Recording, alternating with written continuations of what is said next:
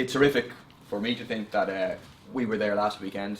Tanya, who works with me in the Parliament, who's part of the international that the Socialist Party is part of, we were there last weekend, and what we saw on Taksim Square was loads of young people, tens of thousands of young people occupying a square, setting up theatre groups, yoga groups, political discussions, a vibrant life and a certain euphoric sense of victory for many, many people who had succeeded in pushing back the police.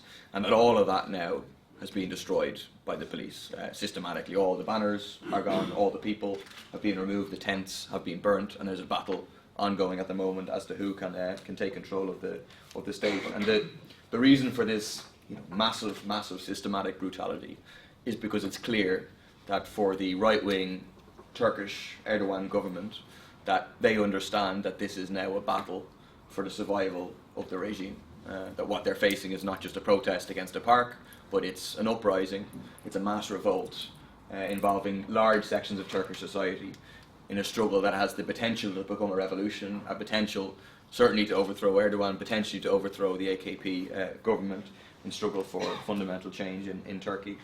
So my talk is based on the very unique experiences I had over the course of a weekend, arriving on Friday night, leaving on Sunday night. It's a very short amount of time. It felt like a longer amount of time, partly because we didn't really get any sleep over the course of that period of time, but also because just the amount of very, very impressive people we met. Say a Turkish or Kurdish MP, Sedahat Tunkel, who's a very prominent left-wing Kurdish MP who was in jail prior to being elected to the parliament, and then was when elected was released. Leaders of the two left-wing progressive trade unions, trade union confederations, the KESK and the DISK, leaders of a number of different left-wing groups within Istanbul. An architect who's involved in the protests, who sees it from its beginnings. Many just ordinary people, just discussing with them on the square. And so I think we did get a pretty good view of what's going on, and we did the visit in conjunction with the Socialist Party sister party in Turkey, Socialist Alternative, and they also discussed with us about what was happening. But I don't make any pretense to being an expert on Turkey or to knowing every aspect of what's happening. It's impressions of a visit and informed by what I saw. But if there's definitely people from Turkey here, they should definitely contribute and add to the discussion, which I'm sure they could significantly. What I'm going to try and do is explain what we saw, what we learned, to analyse what certainly our group in Turkey, in discussions with others within Turkey, are arguing. What are the next steps for the movement? How can the movement be developed? The first question to answer, and this is, I'm not making any great claims about being an expert on Turkey, but the one claim I really make is that I have a better handle on why these protests are taking place than the vast majority of the mainstream media in the West. I think they have it fundamentally wrong. The whole thing is being portrayed through a prism of Islamism versus secularism, and it really misses the point. And they would only need to go down and talk to people who are involved in the protest to understand how that narrative just is incorrect. It doesn't capture what this movement is actually about. Certainly there can be an element of that involved in these protests, but it's not the dominant feature. And the spark for the protests, as everyone knows presumably at this stage, was the moving of bulldozers into Gezi Park, which is this quite small park right smack bang in the centre of Istanbul, part of the broader square called Taksim Square. And so the bulldozers came in order to start to build, to tear up the park and to build a shopping centre in place of the park. In the park already were a bunch, not loads, like 15, 20 protesters, environmental protesters, protesting, camping out against the plans that were known for a period of time. It's important to state that, one, they were protesting about the redevelopment of the park, but they were also protesting against the gentrification of the area surrounding Taksim Square, with the expulsion of a whole number of poorer, working class, Kurdish, Alevi people from a nearby area, expulsion of them from their homes in order to knock down their homes, the apartments, and then rebuild luxury apartments which will be sold to the rich. So it's part of a broader project of gentrification of the area, which the shopping centre is part of. It's also important to note, because this speaks to the question of, is it about Islam versus secularism, is that the original proposal, when the bulldozers went in, they went in to build a shopping centre. After the protest developed, then Erdogan introduced the proposal of building a mosque. A clear attempt to divide and rule the movement, to try and whip up support for more religious sections of society for himself against the protesters. So the protesters, we spoke to them, people who were there that night. The protesters then sent out text messages, messages on Facebook, messages on Twitter. Other people came, more protesters came, thousands of protesters came. So the guy we spoke to, a leader of the left-wing confederation, the union confederation called DISC, said so he came that night with his tent. The police came, burnt his tent, expelled the protesters. He came back the next day. He came back with his tent again. The police, again, burnt his tent. And he said he came back the next day, and this time he just came back with a blanket. And that's what he had after that. And so you had a number of days whereby you had a tit-for-tat battle between the protesters and the police, with the police attacking the protesters, burning their tents, trying to expel them from the park. But you just had more and more people mobilising, tens of thousands of people, building upon tens of thousands of people, until at a certain stage you had 300,000 people in Taksim Square. And those people were able to forcibly eject the police from the square. The police were using massive violence, as you see there. We'll speak about it in a minute. But the protesters nonetheless were able to force the police out, were able to construct massive barricades on all the entrances to Taksim Square. Barricades made out of burnt out police cars, made out of burnt out bulldozers, the original bulldozers that came in that were taken over by the protesters, burnt out other vehicles, and the construction material that's generally lying in the area. So on one street leading up to Taksim Square, you have about 20, or you had until recently, about 20 different barricades built to try and keep the police out of the area. And when we were there, Taksim Square was a police-free zone. There was no police there whatsoever. The protesters had a tremendous victory in terms of expelling the people there. The protest then spread, not just limited to Istanbul, spread all across Turkey, where it's estimated over 1 million people participated in the protests in over 70 cities, with occupations in some cities, protests in public places and in other places. And so how did the building of a shopping centre, or the attempted building of a shopping centre in the centre of Istanbul, spark such a major protest movement that has resulted in this uprising, revolt that we see at the moment? Muchala, who was one of the original protesters who we spoke to, who's a leading architect in the city, she described it that the proposal and the attempt to build a shopping centre was the final drop of water that made the glass spill over. That effectively it was the straw that broke the camel's back in a number of different respects for working people, for young people in Istanbul in particular, and across the country. One aspect that's extremely important that isn't discussed at all, in my opinion, in the mainstream media is the symbolism of Gezi Park as being a symbol for a broader process, of a planning process that's happening in Istanbul and happening across the country, which is a neoliberal and anti-environmental restructuring of the city process, whereby this taking of public spaces in a situation where, yes, you've had economic growth, but the economic growth has been extremely unevenly divided, where the rich control all of the resources. There's loads of people without access to much funds at all to be able to do things, and so public spaces, green spaces, in like 15 million city Istanbul, extremely crowded, extremely few green spaces. The green spaces and public spaces are extremely important, but a consistent process over the last number of years of the privatization of public spaces and the turning of them into shopping centres or whatever, a process that is in the interests of the construction sector, which is largely dominated by companies who are connected to the right-wing AKP government, which is the ruling AKP party, which is the ruling party at the moment, Erdogan's party.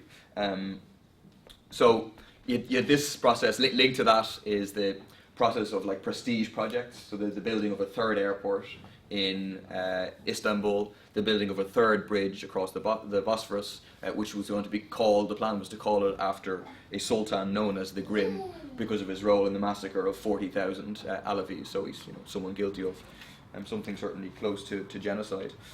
So this process of planning being an important aspect, primarily being a neoliberal, anti-environmental process, but also in the course of that, buildings like the Ataturk Cultural Centre, which is, if you look at the pictures and you see the building that was covered in all the flags that were then taken down, that's historically the Ataturk Cultural Centre. Ataturk was the first president of Turkey, a symbol of secularism for many people within Turkey. And so though that building was to be torn down and replaced by another building, and a certain attack on some secular buildings that are linked to a secular tradition within Turkey being another process as part of that planning.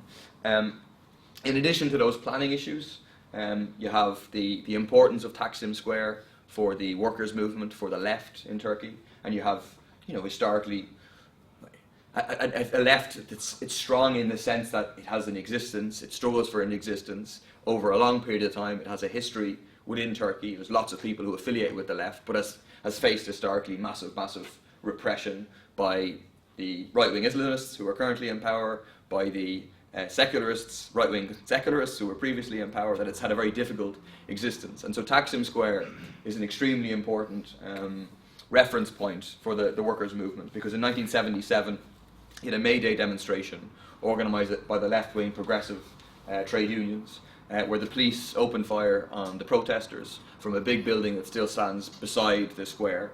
As a result, 34 protesters were killed. Since then, May Day demonstrations in this location were banned until 2010. Then in 2010, they allowed them to take place again, but then this year, they didn't give permission for protests, just for pure spurious reasons, because there's construction work going on, it wouldn't be safe, blah, blah, blah. And then when people did try to protest, they were beaten off the streets. So it has, an importance for the left and for the workers' movement. More generally, though, I think you have to place this in the context of a general feeling of an attempt to curb democratic rights, individual freedoms, of a very arrogant, authoritarian government that rules by diktat. I mean, that's Erdogan's personal style. It's an extremely right-wing, dictatorial style, and so that's reflected in the movement. There's an attempt to impose restrictions on the sale of alcohol, and one of the chants that goes up in Gezi Park is people are drinking beer and then they say "Cheers Tayyip," "Cheers Erdogan." There's attempts to restrict kissing in public. There's attempts to restrict the availability of the pill, and people feel that that's, and correctly feel that's an imposition on their individual freedoms, as well as generally the sense that, the rights of minorities, etc., are completely discounted, and in reality have massive oppression.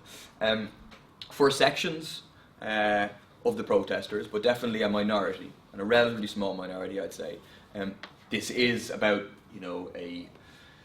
in Turkey, you traditionally have like a secularist so-called deep state that exists within the army that defends the secularist principles of Ataturk and is prepared to move against potentially the majority of the population or potentially elected governments like Erdogan's government. And so at a certain stage in the protests, you did have a minority of people who raised the slogan of "Soldiers, do your duty," as in an appeal for another coup, which is something that the vast majority of protesters would oppose. They're in favour of radical democratic and social change, as opposed to a return to those bad old days of military coups. But it's very much a minority opinion, and the vast majority of people, even though you have a proliferation of Ataturk flags and Turkish flags, and in my opinion somewhat confused ideas about what those people represented, the people who carry those flags don't necessarily have right-wing Turkish viewpoints. There are people with right-wing Turkish nationalist viewpoints there in the protests, but they're a minority. They don't represent the majority.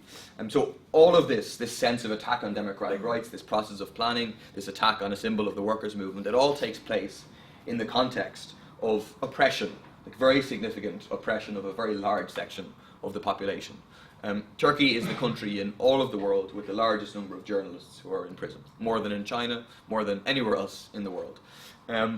Turkey is a country whereby you have about 10,000 people currently in prison for political actions, primarily Kurdish people, but also socialists, trade unionists. We met with, say, one of the leaders of the trade unions.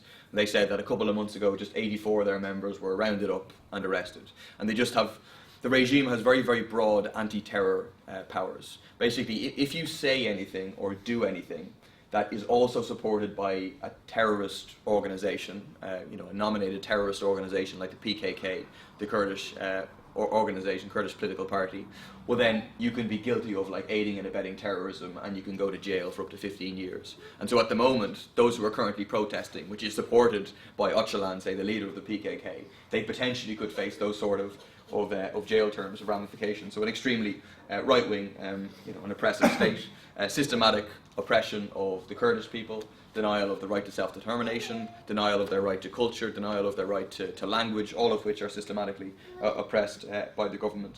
A rule in the elections, a 10% threshold. So you have to get, in order to get any seats in the national parliament as a political party, you have to achieve 10% of the national vote. And that's a measure just simply designed to keep Kurdish representatives out of the parliament, extremely undemocratic. And so you have all of this general oppression taking place in a general sense amongst very broad sections of society, even beyond those like the Kurds, systematically oppressed.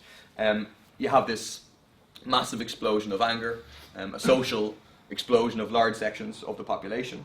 And what's important is that it isn't just what's powerful about it, in my opinion. It's not just people's anger and people's opposition and people's expression of those things, but you had the beginnings in Taksim and in Ankara of people feeling their own power. And that's what we experienced when we were there a week ago. That's why people were euphoric, because they faced this state which seems to be impenetrable, which seems to be undefeatable for so long, faced massive oppression, and then enough people mobilized, like in Egypt, like in Tunisia, and they were able to, in this case temporarily, force back that massively oppressive state.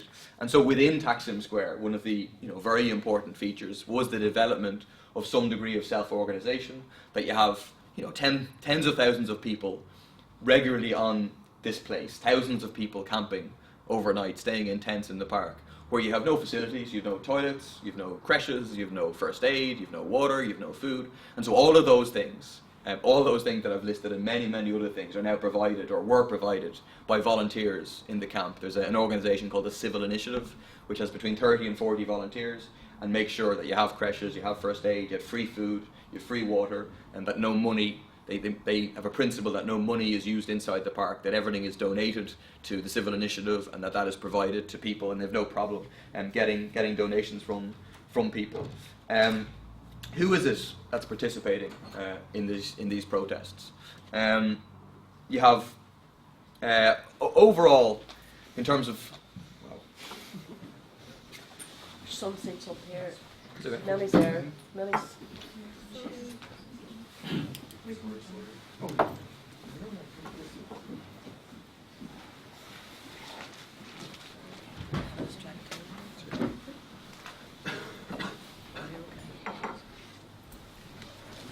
Okay, so overall, if you look at and you talk to the participants in Taksim Square in particular, you would have a sense that they're definitely primarily young, and they're probably primarily middle class, people who have gone to college, are currently in college, or have been in college. That does need a certain qualification in Turkey, where, say, one of the union people we met made the point that a lot of the protesters will be sons and daughters of union members, given the fact that the vast majority of people in Turkey aren't in unions. Those who are in unions have a better standard of living, relatively speaking, and other working class people are more likely to be able to send their children to college. But in terms of the participation in Taksim Square, a certain younger and to some extent more middle class participation. There was someone did a survey at the height of the movement and asked people who were participating about themselves. 57% of people said they had never participated in any protest before. So this isn't, pre-existing political forces manoeuvring, using an issue, etc. It's the majority of people have never had any protest before. 70% of people said that they didn't support any one particular political party. So ordinary people.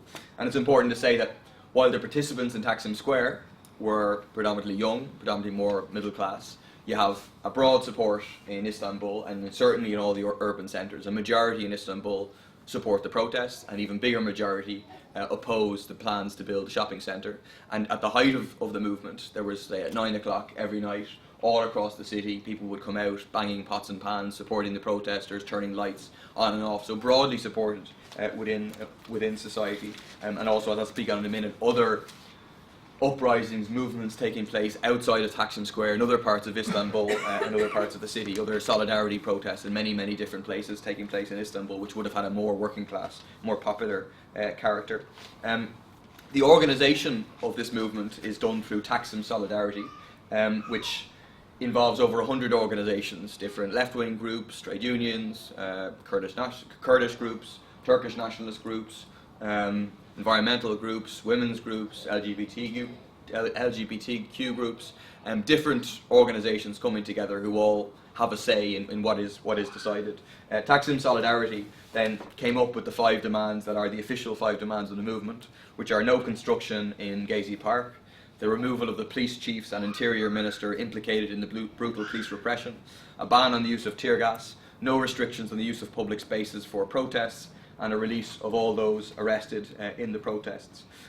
One of the features of the protest, and it was just commented upon by everyone, is how side by side in this movement you have people coming from many different places, politically, geographically, socially, all cooperating together to fight against the regime. And it's a strength of the movement. It also has the potential to be a certain negative of the movement if you don't have a coherent idea about what the alternative is. But certainly when we were there, it was a positive feature. The most striking feature is the role of the football ultras, so the football fans for the 3 Istanbul teams, Beşiktaş, Fenerbahçe and Galatasaray, who historically would have like massive fights against each other. Huge fights. I don't know what football hooliganism is like in the north. I suppose you might have slightly bigger hooligans in the north than in the south, but not much. But compared to what you have in Turkey, you haven't seen anything. Like, this is serious stuff. These people, and so what's commented upon by loads and loads of people is that these 3 groups, who have like organisations, came together, put aside their differences, to struggle together on the barricades to force out the police, and their experience in engaging and battling the police was invaluable in fighting the police to defend the square, to force the police out of it, and they play a very important role. Side by side with them, women's rights groups, women's rights movement, LGBTQ groups are quite a presence in the square, and it's interesting because you have some right-wing conservative forces present there as well, but they are quite a presence, play a very important role, and also in being there challenge like the traditional sexism that exists in Turkish society, like it exists in Irish society, and so like one of the things is that like the football ultras would have used sexist chants against Erdogan, for example, and calling him a son of a whore and that kind of stuff, and an intervention by people and a raising of consciousness, and now chants like that no longer being used. Many different political groups, so left-wing political groups, are very present on the barricades, play an important role because again they have the experience of repression of the state, or bringing those experiences to bear in the struggle that are taking place now. You do have like varieties of secularist, Kemalist, Turkish nationalist forces, more and less right-wing Turkish nationalist forces. Side by side with them, an important presence of Kurdish representatives. So the BDP, which is the broad left party of fighting for the rights of the Kurds, including the right to self-determination. But also, interestingly, you had, which is illegal, the flying of the PKK flag and flags of Öcalan, who's the leader of the PKK. You had some attempts by right-wing Turkish nationalists to provoke and attack the Kurdish presence at the square, but again, that was rejected by the vast majority of people. And again, it's a process that when you talk to people, it's through struggle that people's understanding of different oppressions is raised. And so, like a number of people said to us that we never understood anything about the oppression of the Kurds. We just believed what the media said about the Kurds, didn't believe the oppression, but now we're experiencing the repression of the police ourselves. We're experiencing the fact that the media entirely ignores what's happening here, and we're struggling alongside Kurdish people who are joining us in that struggle. And so you have a certain greater understanding about that. The role of the trade unions is important but complicated. You have 6 different trade union confederations in Turkey, 2 who come from a left-wing, more progressive position, 2 who are linked to Kemalist Turkish nationalist forces, and 2 who are linked to right-wing Islamist forces. The independence of many of the more right-wing trade unions could be legitimately questioned. That can be very close to the state and don't really provide real representation for people. So it's quite a complicated situation. The 2 more left-wing progressive trade union confederations, the DISK and the KESK, private and public sector workers respectively, organised, so importantly they have a general strike organised for tomorrow, which is extremely important given the movement now. They had a general strike the week before last, a 2-day for the KESC, 1 day for the DISC. Play an important role in the movement, not enough of a leading role from point of view of our movement in terms of really mobilising the working class and appealing and trying to win some of the rank and file of the other union confederations, but an important role also in terms of like trying to provide Wi-Fi for people in the camp, providing facilities for people in the camp, that they're an important factor in the situation. Again, understand the process of repression, the role of the police, etc. And one of the weaknesses in the movement, which is noticeable if you've seen Syntagma Square or Madrid, the 15M movement, is the absence. You have self-organisation, you have many discussions happening in different political groups, different civil society groups, cultural groups, but it only comes together in Taksim Solidarity, which is an alliance of organisations as opposed to representatives of individuals. You don't have mass, popular, participative assemblies, which are deciding where now for the movement. That it's something that's quite striking in its absence. I presumed it would be there from, it's a similar situation to Syntagma. You have a mass square, you have people sitting around, but that wasn't present. Generally recognised as an absence and something that people were discussed when we were there. And then just finally in terms of observations, the role of the media, not particularly unexpectedly, has been absolutely rotten. The day before we came, 6 Turkish newspapers led with exactly the same headline, all independent newspapers, none of them linked to the regime, but exactly the same headline. Whenever the police were attacking Taksim Square, NTV, the main news channel, showed a documentary on penguins. And so all across the square you have people saying we're all penguins and pictures of penguins and that kind of stuff. So, really outrageous stuff done by the police, and therefore the importance of social media, Facebook, Twitter, but also the more progressive TV channels, left-wing newspapers, and also there's the establishment of Chapulchu TV, or there was, which is like a web-streamed TV from the centre of Gezi Park. The response to the regime, I mean, now it's absolutely clear what the response to the regime is. When we were there, it was a bit more open, and there was a debate amongst protesters about, well, what's the regime going to do? For the first time in a while, you had open disagreements between Erdogan, the Prime Minister, so he's the Prime Minister, the Vice Prime Minister, and the President, with the Vice Prime Minister and the President putting forward more conciliatory words that will listen to the protesters, etc., and Erdogan putting a harder, more aggressive line. They have to leave the park, they're vandals, they're Chapulchu, which is like vandals, hooligans, something like that. And there was a debate, they had a central committee meeting when we were there, and it's clear that the Erdogan faction won out in that meeting, and then the response since then has been, brutal rhetoric saying you have to go. A couple of days ago said, parents, get your children out of the park, otherwise there's no saying what will happen to them, to which parents responded by forming a ring around the park to try and protect their children from the protesters, just denouncing the protesters, denouncing Twitter as being an agency of evil, all this kind of stuff. But so brutal rhetoric, but in particular like absolute brutality.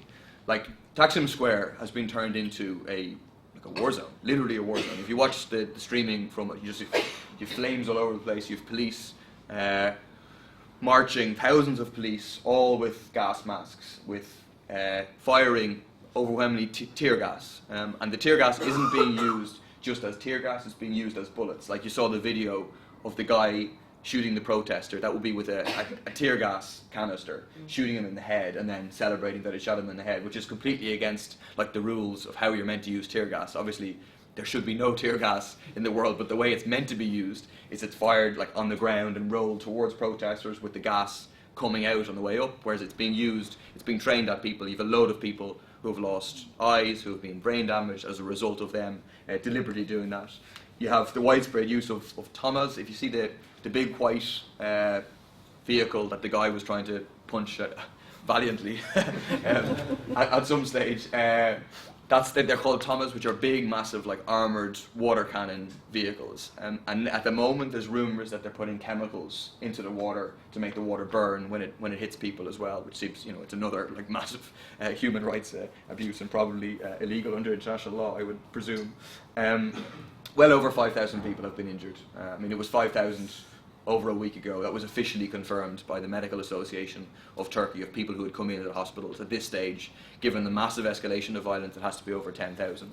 At least 3 people killed, but I think it's likely more than that. At least 3 people killed, and at least 1 person permanently brain damaged and in a coma, and so in reality will die. And it seems there's a number of people who are in intensive care in the same situation.